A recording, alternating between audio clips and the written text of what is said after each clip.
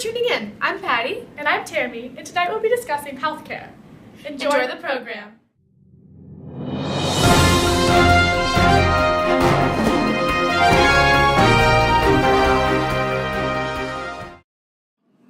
Hi, welcome back to 5 Minutes.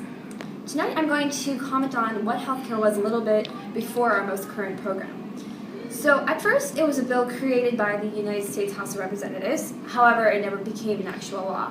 And over a span of a couple years it was known as the House Bill, which was passed, however it was only a proposal.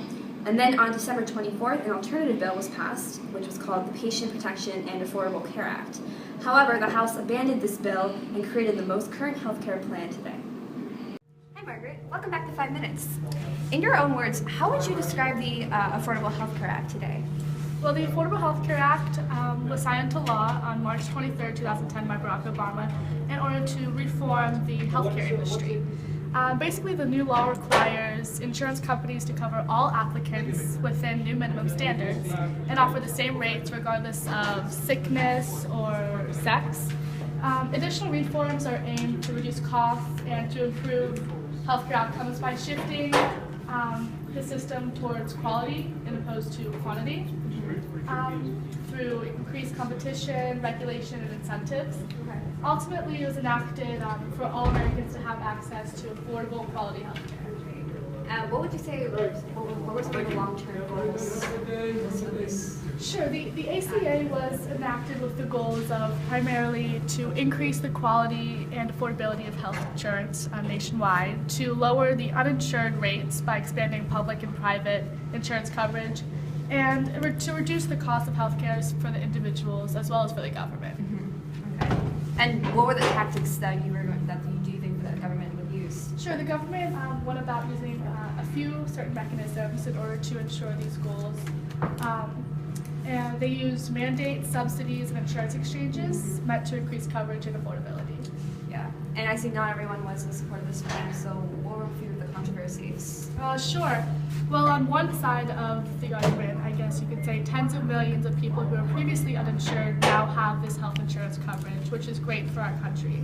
However, this new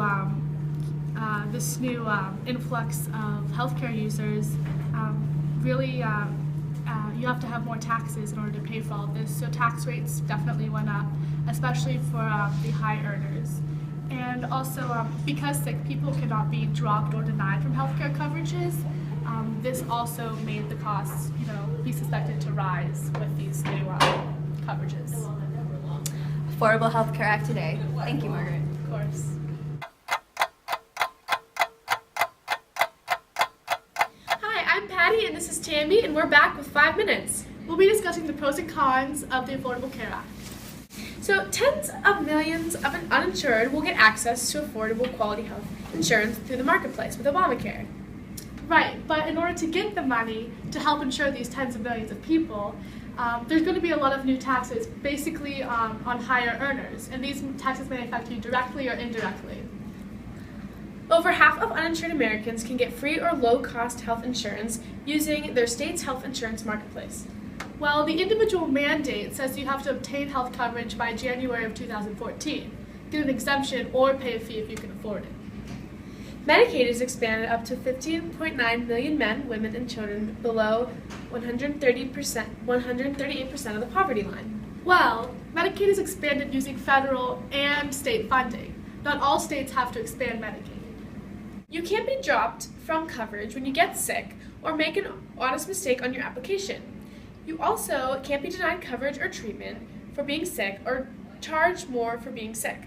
You can't be charged more for being a woman either.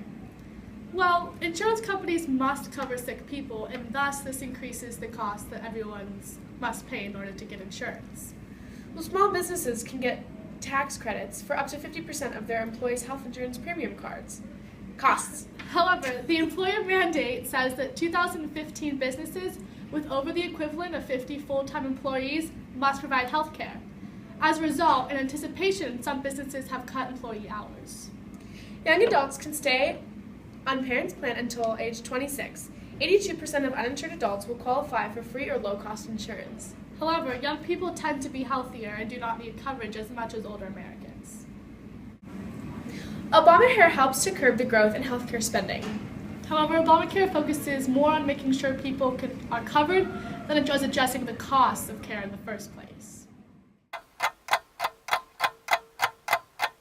Hi guys, and welcome back to 5 Minutes. So now we are here to hear from Guida about Italian healthcare.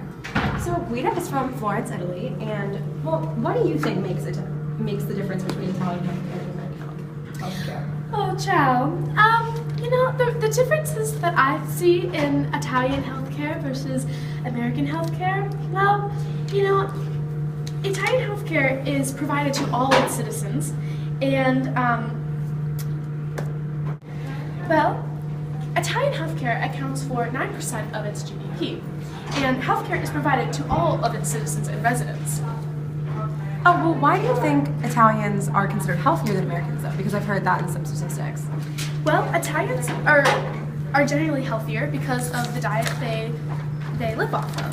Their diet is called the Mediterranean diet, and it allows for healthy living due to all of the fresh fruit, olive oil, and red wine.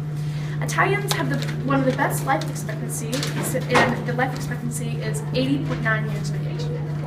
Well, that's incredible because I think in America it's only, at least in the state of Pennsylvania, it's about 78.4 years of age. So it's definitely a big increase. But how do you think Italian healthcare is ranked versus American? Like, what is your opinion on that? Well, American healthcare is ranked about 37th, I think. In the world? I think it is. While Italian healthcare is ranked second best in the world after France. Well, why do you believe that Italian healthcare is ranked higher than American? I know you were talking about how it's different in the beginning, but is there a specific point that you feel makes it better? Well, a combination of volunteers and private companies provide the emergency medical services in Italy. It's provided to all its citizens, and while American healthcare is not. And in addition, Italian healthcare provides emergency care to anyone and everyone, regardless of country or where they come from or Like nationality and stuff? Exactly. Well, that's awesome. Okay, well, I think we're out of time, but thank you so much, Guida. Ciao.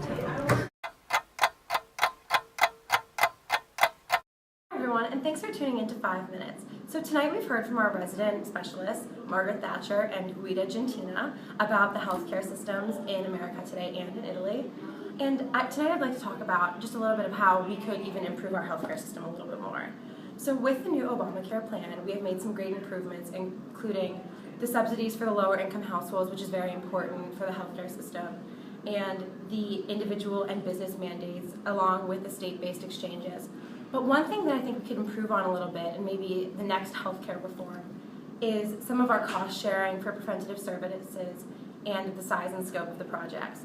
But the one thing I think that is most important is a Medicaid expansion to include children, parents, pregnant women, and the long-term unemployed who cannot legally work. So unfortunately, healthcare will never be perfect, but what we're doing today is just making it a little bit better. So maybe 10 years in the future, it'll even be better. Thanks again for tuning in. Bye.